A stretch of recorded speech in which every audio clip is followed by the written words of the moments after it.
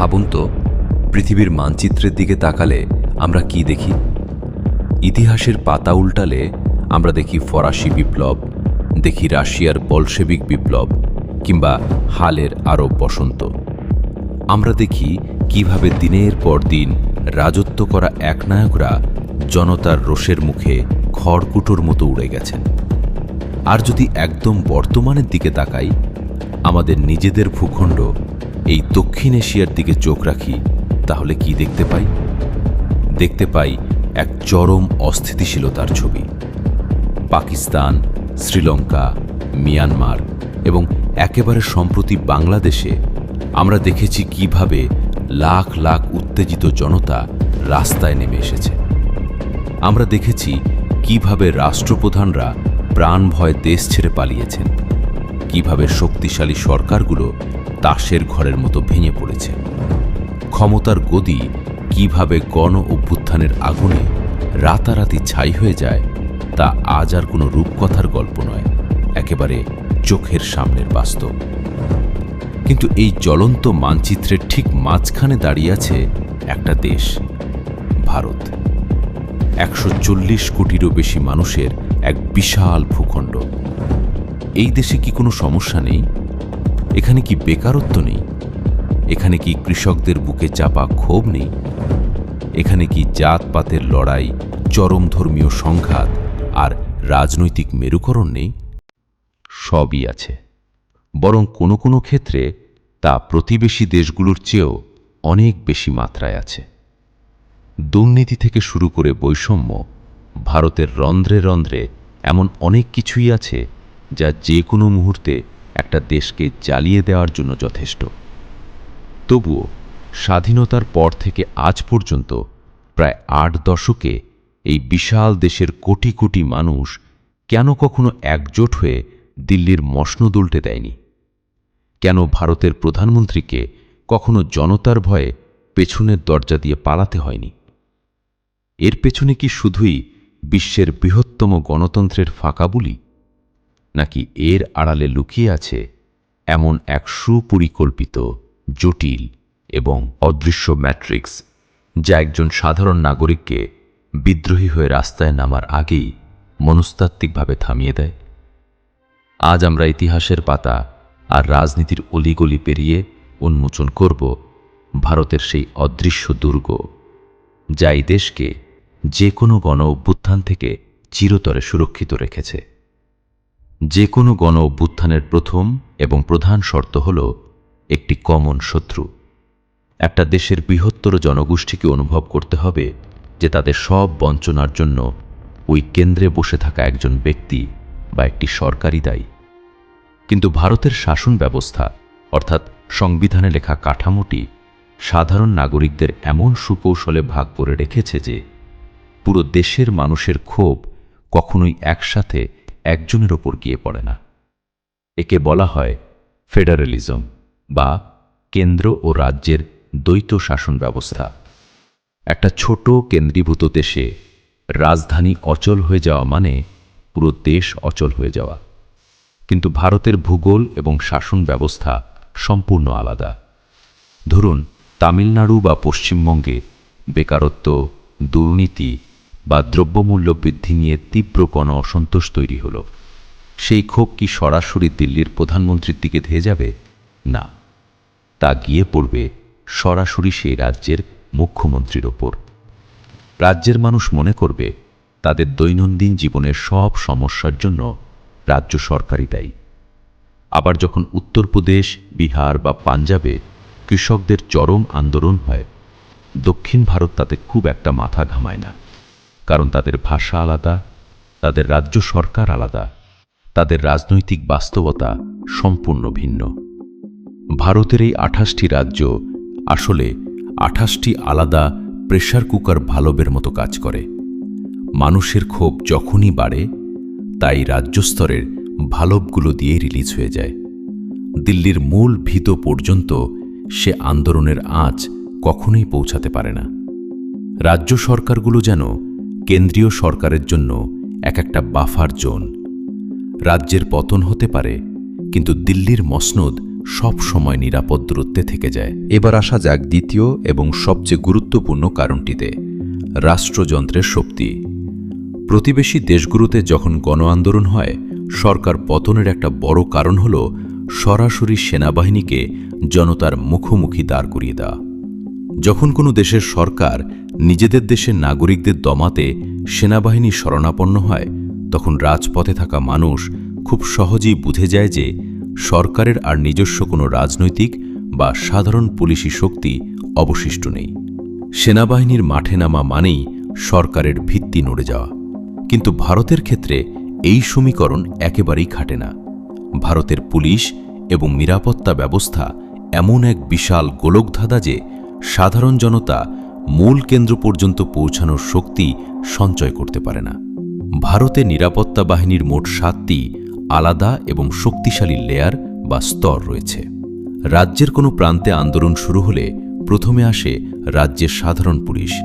তারা পরিস্থিতি সামলাতে ব্যর্থ হলে মাঠে নামে রাজ্যের সশস্ত্র পুলিশ বা র্যাপিড অ্যাকশন ফোর্স। তাতেও যদি কাজ না হয়, তখন রাজ্য সরকার কেন্দ্রের কাছে সাহায্য চায়। তখন কেন্দ্র থেকে পাঠানো হয় সেন্ট্রাল রিজার্ভ পুলিশ ফোর্স বা সিআরপিএফ। সিআরপিএফ দাঙ্গা দমনে বিশেষভাবে প্রশিক্ষিত।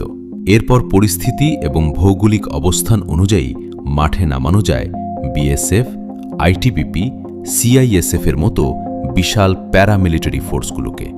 আর একদম শেষ স্তরে রয়েছে এনএসজি কমান্ডো বা স্পেশাল ফোর্সের মতো এলিট ইউনিট।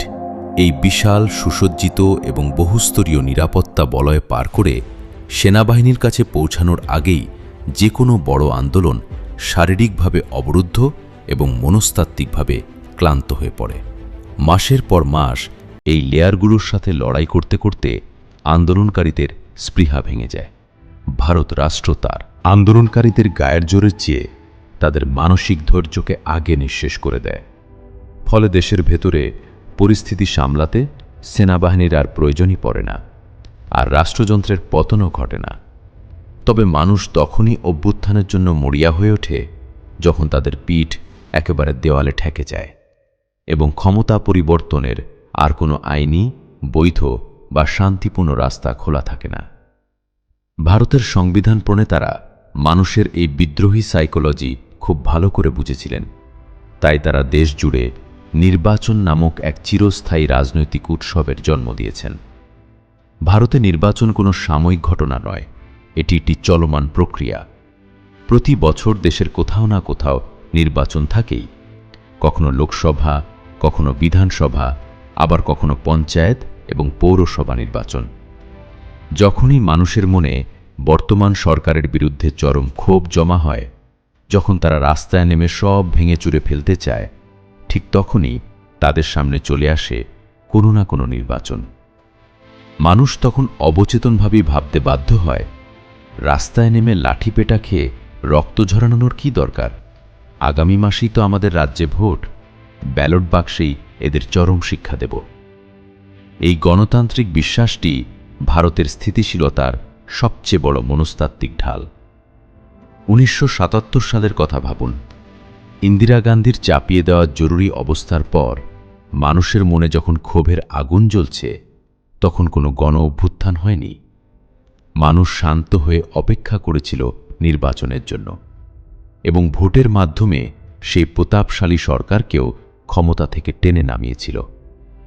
ভারতের স্বাধীন নির্বাচন কমিশনের অধীনে ক্ষমতাসীন দলও বারবার রাজ্যের নির্বাচনে হারে, আর এই হারই সাধারণ মানুষের মনে বারবার প্রমাণ করে যে সিস্টেম অন্তত কিছুটা হলেও ঠিকঠাক কাজ করছে। এই আশা, এই ক্ষমতা বদলানোর সম্ভাবনা মানুষকে বিপ্লবী বা বিদ্রোহী হওয়ার বদলে একজন সাধারণ ভোটার বানিয়ে রাখে, আর এভাবেই একটি ব্যালট বাক্স হয়ে ওঠে রক্তাক্ত বিপ্লবের সবচেয়ে বড় এবং নিরাপদ বিকল্প। কিন্তু শুধু আইনি কাঠামো বা গণতান্ত্রিক সিস্টেম দিয়ে 140 কোটির এই বিশাল জটিল দেশকে শান্ত রাখা সম্ভব নয়। এর জন্য প্রয়োজন হয় তীক্ষ্ণ বুদ্ধিমত্তা, গভীর নজরদারি, মনস্তাত্ত্বিক খেলা এবং রুথলেস বা নির্মম এক স্ট্র্যাটেজির। আধুনিক ভারতের সেই লৌহ কঠিন স্ট্র্যাটেজির পেছনের কারিগর হলেন ভারতের জাতীয় নিরাপত্তা উপদেষ্টা অজিত দোভাল।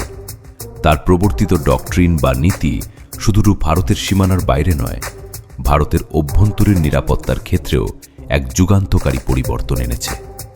আগে ভারতের নীতি ছিল অনেকটা আত্মরক্ষামূলক, কিন্তু দোভালের নেতৃত্বে ভারত শুরু করে অফেন্সিভ ডিফেন্স বা আক্রমণাত্মক প্রতিরক্ষা নীতি। যে কোনো সরকার বিরোধী আন্দোলন চরম বা সংগঠিত রূপ নেওয়ার অনেক আগেই ভারতের শক্তিশালী গোয়েন্দা সংস্থাগুলো যেমন আইবি, আর বা এনআইএ তার গভীরে প্রবেশ করে। কোনো একটি গণ অভ্যুত্থান চালানোর জন্য বিপুল অর্থের প্রয়োজন হয়। ভারতের এই সংস্থাগুলো সবার আগে সেই আন্দোলনের মূল হোতাদের চিহ্নিত করে এবং তাদের অর্থের যোগান বা ফান্ডিং নেটওয়ার্ক পুরোপুরি ধ্বংস করে দেয়। জম্মু ও কাশ্মীরের দিকে তাকালেই এই নীতির বাস্তব রূপ দেখা যায়। সেখানে টেরর ফান্ডিং নেটওয়ার্ককে এমনভাবে গুড়িয়ে দেওয়া হয়েছে যে সংগঠিত পাথর ছোড়ার ঘটনাও এখন আর দেখা যায় না। উত্তর পূর্ব ভারতের বিচ্ছিন্নতাবাদী গোষ্ঠী হোক কিংবা মধ্য ভারতের গহীন জঙ্গলে ঘাপটি মেরে থাকার নকশালে, সর্বত্রই রাষ্ট্রের নীতি হল শত্রুকে তার নিজের ঘরেই এতটা বব্যস্ত রাখো যেন সে দিল্লির দিকে মাথা তুলে তাকানোর সুযোগটুকুও না পায়। বিদেশি কোনো শত্রু, রাষ্ট্র বা সংস্থা যাতে দেশের ভেতরের কোনো ক্ষুব্ধ গোষ্ঠীকে ইন্ধন যোগাতে না পারে, সেদিকে রাখা হয় সার্বক্ষণিক কড়া নজর। এই সূক্ষ্ম এবং কঠোর গোয়েন্দা নজরদারি ভারতের ভেতরের আগুনকে দাবানল হওয়ার আগেই নিভিয়ে দেয়। আর সবশেষে যে বিষয়টি ভারতের সবচেয়ে বড় রক্ষাকবচ হিসেবে কাজ করে তা হল ভারতের বৈচিত্র্য। যে বৈচিত্র্যকে ভারতের সবচেয়ে বড় শক্তি বা ইউনিটি ইন ডাইভার্সিটি হিসেবে বিশ্বজুড়ে প্রচার করা হয়। গণ অভ্যুত্থানের ক্ষেত্রে সেটাই আসলে সরকারের সবচেয়ে অভেদ্য ঢাল। ভারত কোনো একটি নির্দিষ্ট ভাষা, ধর্ম বা সংস্কৃতির দেশ নয়। সংবিধানেই 22টি সরকারিভাবে স্বীকৃত ভাষা রয়েছে, আর আঞ্চলিক ভাষা ও উপভাষার সংখ্যা কয়েকশো। এই বৈচিত্র্য আসলে এক ধরনের নিখুঁত বিভাজন। দিল্লিতে যখন জওহরলাল নেহরু বিশ্ববিদ্যালয় বা জেএনইউতে হিন্দি বা ইংরেজি ভাষায় কোনো তীব্র ছাত্র আন্দোলন শুরু হয়, চেন্নাই, কেরালা বা বেঙ্গালুরুর মানুষ তাতে ইমোশনালি কানেক্ট করতে পারে না। তাদের কাছে উত্তরের আন্দোলন মনে হয় যেন অন্য কোনো দেশের ঘটনা।